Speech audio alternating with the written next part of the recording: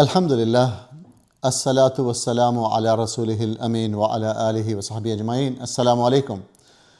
ഞാൻ ഇന്ന് എൻ്റെ ഒരു ലൈഫിൻ്റെ ഒരു ക്രിട്ടിക്കൽ ജങ്ചർ, ഒരു ക്രിട്ടിക്കൽ സ്റ്റേജ്, ഒരു ബ്രേക്ക് ത്രൂ, അതാണ് ഞാനിന്ന് പറയാൻ ഉദ്ദേശിക്കുന്നത്. ഓക്കെ, അത് എൻ്റെ ഈ ബുക്കിൽ കേരള ടു കരോളൈന അതിനകത്ത് എക്സ്പ്ലെയിൻ ചെയ്തിട്ടുണ്ട്. അതിൻ്റെ ഒരു സമ്മറിയാണ് ഞാൻ തരുന്നത്. നമ്മൾ ഈ പടച്ചവൻ്റെ ഒരു ദിക്ർ നമ്മൾ ചെയ്യും. ഓക്കെ, റസൂലുള്ളാഹി സ്വല്ലല്ലാഹു അലൈഹി വസല്ലം നമ്മൾ പഠിപ്പിച്ചതാണ്. എല്ലാ നമസ്കാരത്തിന് ശേഷം നമ്മൾ ചെയ്യുന്നുണ്ട്. ആ ദിക്ർ ഇങ്ങനെയാണ്: അല്ലാഹുമ്മ ലാ മാനിഅ ലിമാ അഅതൈത് വലാ മുഅതിയ ലിമാ മനാഅത് വലാ യൻഫഉ ദൽ ജദ്ദി മിൻകൽ ജദ്ദ്. ഇതിൻ്റെ അർത്ഥം പറയുന്നത്, അല്ലാഹുമ്മ ലാ മാനിഅ ലിമാ അഅതൈത്, അല്ലാഹുവേ, നീ തരാൻ ഉദ്ദേശിച്ചത് അല്ലെങ്കിൽ നീ തന്നത് അത് ആർക്കും തടയാൻ സാധിക്കില്ല. ഒല മുഅതിയ ലിമാ മനാഅത്, ഇനി നീ തരണ്ട എന്ന് തീരുമാനിച്ചൊരു കാര്യം അത് ആർക്കും തരാനും സാധിക്കില്ല. ഒല യൻഫഉ ദൽ ജദ്ദി മിൻകൽ ജദ്ദ്, ഒരു ഈ പവറുള്ള ശക്തിയുള്ള ഒരു ആർക്കും നിൻ്റെ പവറിൻ്റെ, നിൻ്റെ ശക്തിയുടെ മുമ്പിൽ അവർക്ക് യാതൊരു ശക്തിയുമില്ല, അവർക്ക് യാതൊരു തരത്തിലുള്ള ഇൻഫ്ലുവൻസും ഇല്ല. ഓക്കെ, ഇത് നമ്മൾ പറയുന്നൊരു നമസ്കാരത്തിന് ശേഷം ആൾക്കാർ സാധാരണ ചൊല്ലാറുള്ള ഒരു ദിക്റാണ്. ഓക്കെ, അല്ലാഹുമ്മ ലാ മാനിഅ ലിമാ അഅതൈത് വലാ മുഅതിയ ലിമാ മനാഅത് വലാ യൻഫഉ ദൽ ജദ്ദി മിൻകൽ ജദ്ദ്. ഇത് ഞാൻ തുടക്കത്തിൽ പറയാൻ കാരണം,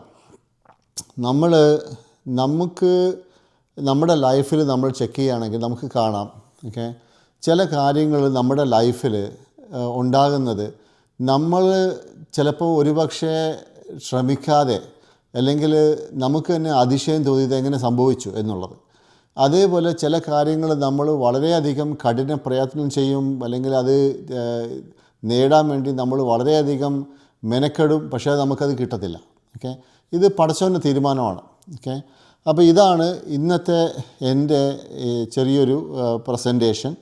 അപ്പോൾ ഞാൻ സൗദി അറേബ്യയിൽ വർക്ക് ചെയ്യുന്ന സമയത്ത് ഞാൻ അവിടെ ഏകദേശം 10 കൊല്ലം വർക്ക് ചെയ്ത്, 9.5 years, 10 പറയാം. അപ്പം 4 കമ്പനിയിൽ വർക്ക് ചെയ്ത്, 4ാമത്തെ കമ്പനി ഞാൻ വർക്ക് ചെയ്തത് അതിൻ്റെ പേര് ജുഫാലി ബട്ട്ലർ എന്നാണ്. അപ്പോൾ ഈ ജുഫാലി ബട്ട്ലർ എന്ന് പറയുന്നത്, ജുഫാലി ഒരു സൗദി കമ്പനിയാണ്.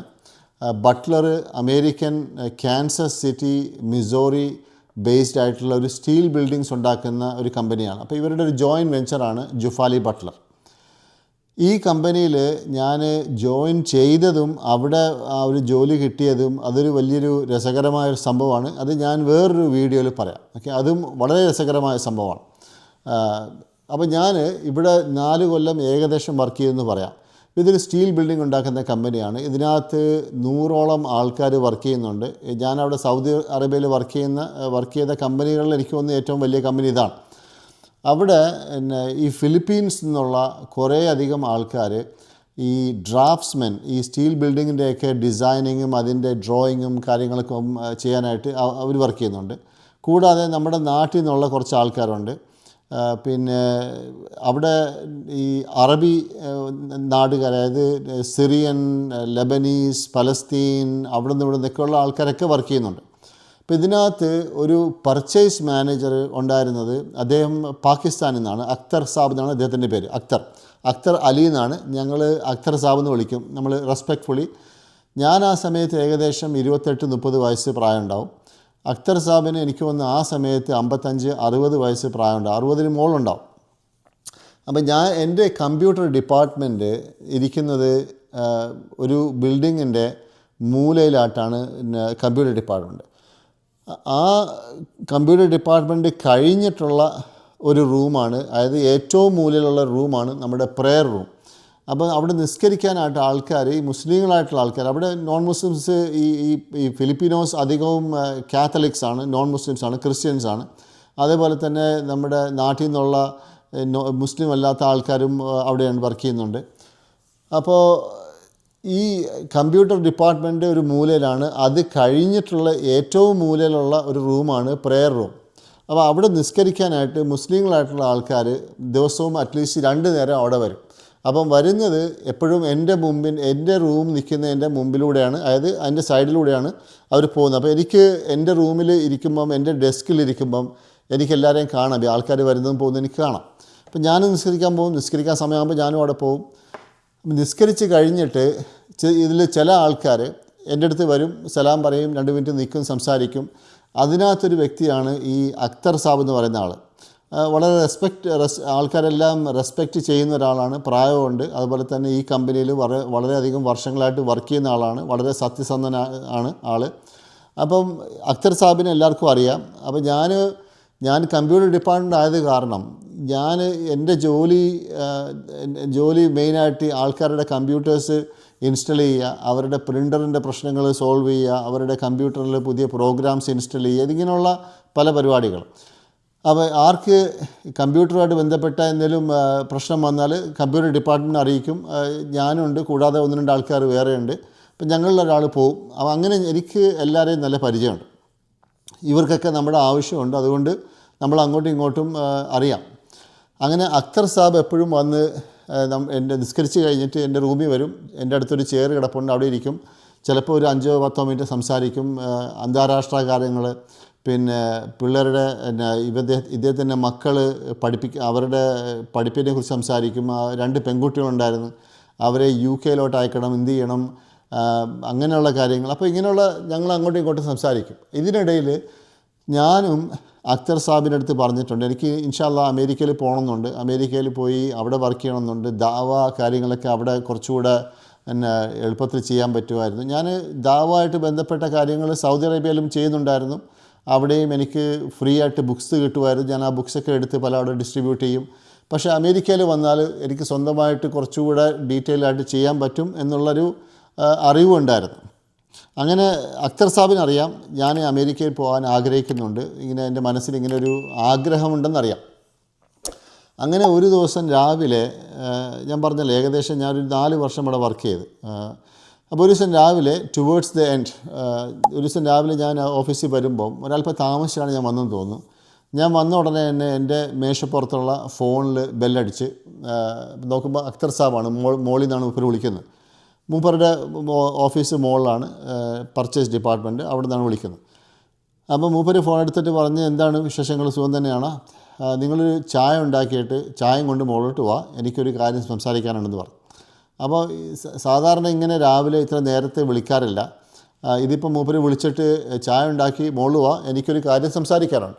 അപ്പോൾ ഞാൻ ഇമ്മീഡിയറ്റ്ലി എൻ്റെ കപ്പും എടുത്ത് ഞാൻ ബ്രേക്ക് റൂമിൽ പോയി, കിച്ചണിൽ പോയി. നമ്മൾ കട്ടൻ ചായ, ആ വലിയ കപ്പ് നിറച്ച് കട്ടൻ ചായയൊക്കെ ഉണ്ടാക്കി ഞാൻ പടി കയറി മുകളിലെത്തി, ഈ മൂപ്പരുടെ റൂമിലെത്തി.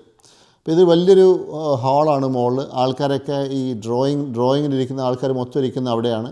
അതിൻ്റെ ഒരു സൈഡിലുള്ള റൂമിലാണ് അക്തർ ഭായി ഇരിക്കുന്നത്. അങ്ങനെ ഞാൻ അക്തർ സാബിൻ്റെ അടുത്ത് പോയി. മൂപ്പർ എൻ്റെ അടുത്ത് മുമ്പിൽ ഒരു ചെയർ ഇരിപ്പുണ്ട്, മൂപ്പരുടെ മുമ്പിൽ ഒരു ചെയർ ഇരിക്കാൻ പറഞ്ഞ്.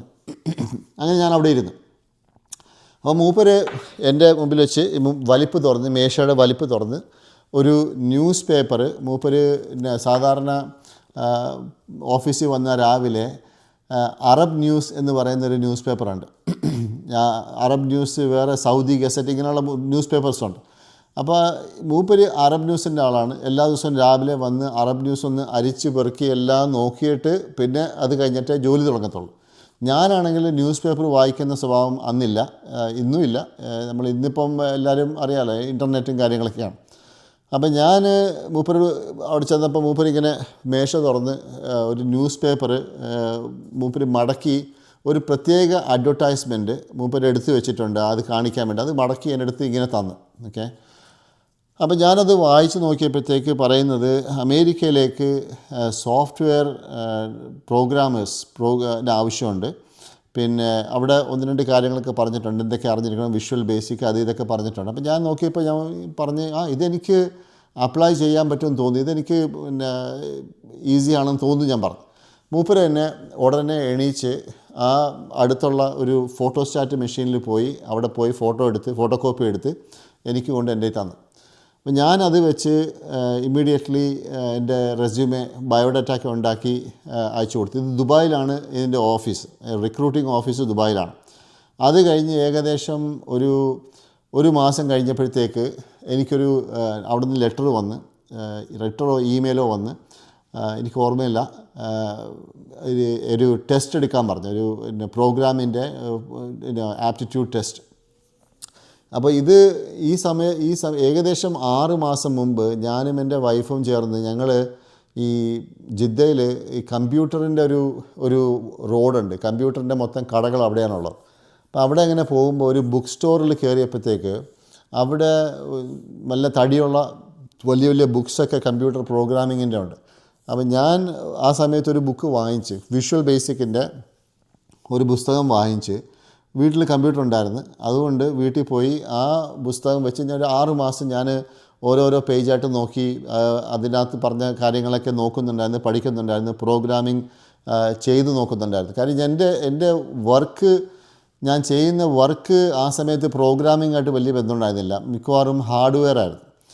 അപ്പോൾ ഈ പ്രോഗ്രാമിങ്ങിൻ്റെ ബുക്ക് വാങ്ങിച്ച് പഠിച്ച് ഒരു നല്ലൊരു നിലയിലെത്തി. ആ സമയത്താണ് ഈ ടെസ്റ്റ് വരുന്നതും, ഈ ടെസ്റ്റ് എക്സാക്ട്ലി ആ ബുക്കിനകത്തുള്ള സംഗതികൾ തന്നെ വേണമെങ്കിൽ ചോദിച്ചു എന്ന് വേണമെങ്കിൽ പറയാം പരീക്ഷയിൽ. അങ്ങനെ ആ പരീക്ഷ പാസ്സായി. അത് കഴിഞ്ഞിട്ട് ഒരു മാസം കഴിഞ്ഞപ്പോഴത്തേക്ക് വേറൊരു ലെറ്ററോ ഇമെയിലോ വന്ന് ഒരു ഇൻ്റർവ്യൂ ഒരാൾ അവിടെ നിന്ന് വരുന്നുണ്ടായിരുന്നു. അങ്ങനെ അദ്ദേഹം വന്ന്, ഞാൻ അതിൻ്റെ തലേന്ന് രാത്രി തന്നെ ജിദ്ദയിൽ ബലദിൽ പോയി കോട്ടും സൂട്ടൊക്കെ വാങ്ങിച്ച് പെട്ടിയൊക്കെ വാങ്ങിച്ച് നല്ല രീതിയിൽ പ്രസൻറ്റ് ചെയ്ത് അങ്ങനെ പോയി. അവിടെ പോയപ്പോഴത്തേക്ക് ഇൻ്റർവ്യൂവിന് വന്നത് അദ്ദേഹത്തിൻ്റെ പേര് മിസ്റ്റർ രാജു, തമിഴ്നാടുകാരനാണ്, ദുബായിൽ നിന്ന് വന്നതാണ് ഇങ്ങനെ ഇൻ്റർവ്യൂവിന് വേണ്ടി. അപ്പോൾ ഞാൻ കൂടാതെ വേറെ ആൾക്കാരുണ്ടാകുമായിരിക്കും, എനിക്കത് അറിയില്ല. ഞാൻ തനിച്ചാണ് പോയത്.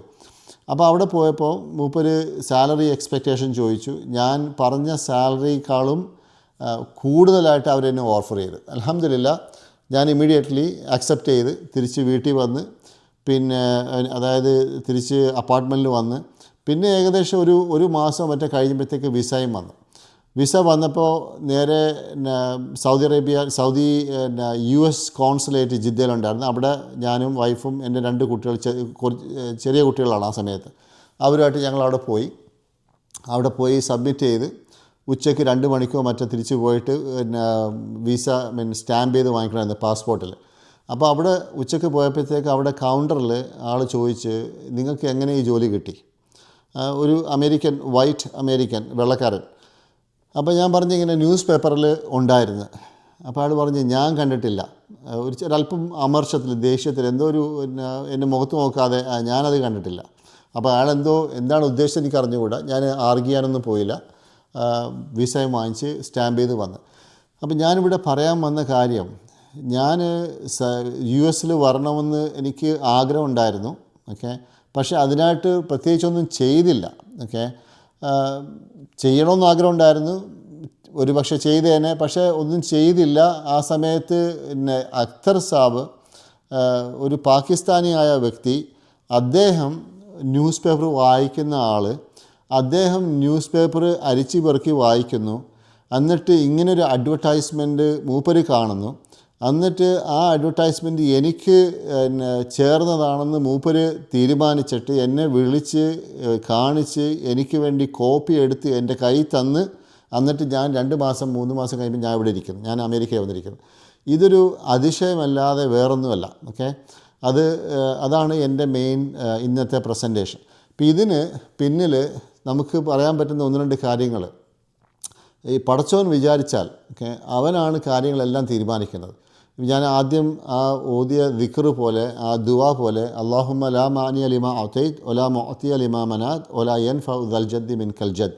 അതായത് പടച്ചവൻ ഉദ്ദേശിച്ച കാര്യങ്ങൾ, അല്ലെങ്കിൽ പടച്ചവൻ നമുക്ക് തരാൻ ഉദ്ദേശിച്ചത് തടുക്കാൻ ആർക്കും സാധിക്കില്ല. പടച്ചവൻ നമുക്ക് തരണ്ടെന്ന് തീരുമാനിച്ച കാര്യം തരാൻ ആർക്കും സാധിക്കില്ല. ഒരു പവറുള്ള ആളും പടച്ചവൻ്റെ പവറിന് മുമ്പിൽ അവർക്കൊരു പവറുമില്ല, ഓക്കെ. അപ്പം നമ്മൾ ചെയ്യേണ്ടതെന്ന് വെച്ചാൽ പടച്ചവനായിട്ടുള്ള നമ്മുടെ ബന്ധം പടച്ചവനായിട്ടുള്ള ബന്ധം ഊട്ടി ഉറപ്പിക്കുക. നമ്മുടെ പടച്ചവനായിട്ടുള്ള ബന്ധം എപ്പോഴും സിൻസിയർ ആയിരിക്കണം. നമ്മൾ അതുപോലെ തന്നെ ആൾക്കാരായിട്ടുള്ള നമ്മുടെ ബന്ധം സിൻസിയർ ആയിരിക്കണം, ഓക്കെ. നമ്മൾ എപ്പോഴും നല്ല രീതിയിൽ ആൾക്കാരെ ട്രീറ്റ് ചെയ്യുകയാണെങ്കിൽ തീർച്ചയായിട്ടും അവർക്കും നമ്മുടെ അടുത്തുള്ള നമ്മളെയും അവരത് അങ്ങനെ തന്നെ ട്രീറ്റ് ചെയ്യും. അങ്ങനെ പടച്ചവൻ ആൾക്കാർ വഴിയാണ്, പല ആൾക്കാർ വഴിയാണ് നമുക്ക് ഹെൽപ്പ് എത്തിക്കുന്നത് അല്ലേ. അപ്പോൾ അതിൻ്റെ ഒരു ഉദാഹരണം, അതിൻ്റെ ഒരു ഫസ്റ്റ് ഹാൻഡ് എക്സ്പീരിയൻസ് ആണ് ഞാനിതിപ്പം നിങ്ങളുടെ അടുത്ത് പറഞ്ഞത്. ഇതേപോലെ തന്നെ പല തരത്തിലുള്ള അനുഭവങ്ങൾ എനിക്ക് ഉണ്ടായിട്ടുണ്ട്, എൻ്റെ ത്രൂ ഔട്ട് മൈ ലൈഫിൽ അങ്ങനെ ഉണ്ടായിട്ടുണ്ട്. അപ്പോൾ ഇതെല്ലാം ഞാൻ ഈ ബുക്കിൽ എക്സ്പ്ലെയിൻ ചെയ്തിട്ടുണ്ട്. അതായത് കേരള ടു കരോളൈന എന്ന് പറയുന്ന പുസ്തകത്തിനകത്ത് ഇതെല്ലാം എക്സ്പ്ലെയിൻ ചെയ്തിട്ടുണ്ട്. ഞാൻ ചെറിയ കാര്യങ്ങൾ മാത്രം സമ്മറൈസ് ചെയ്ത് പറയുന്നു, പക്ഷേ ഡീറ്റെയിൽ ആയിട്ട് ബുക്കിലുണ്ട്. ബുക്ക് നിങ്ങൾക്ക് ഇൻഷാല്ലാ ആമസോണിൽ വാങ്ങിക്കാം. haroonsaid.com പോയാലും നിങ്ങൾക്ക് അവിടെ ബുക്കിൻ്റെ ഡീറ്റെയിൽസ് കാണാം ഇൻഷാല്ലാ. നിങ്ങൾ ഈ വീഡിയോ, ഈ ചാനൽ സബ്സ്ക്രൈബ് ചെയ്യുക, ഈ വീഡിയോ ലൈക്ക് ചെയ്യുക, ഷെയർ ചെയ്യുക, ഫോർവേഡ് ചെയ്യുക. Thank you very much. അസ്സലാമു അലൈക്കും വറഹ്മത്തുള്ളാഹി വബറകാതുഹു.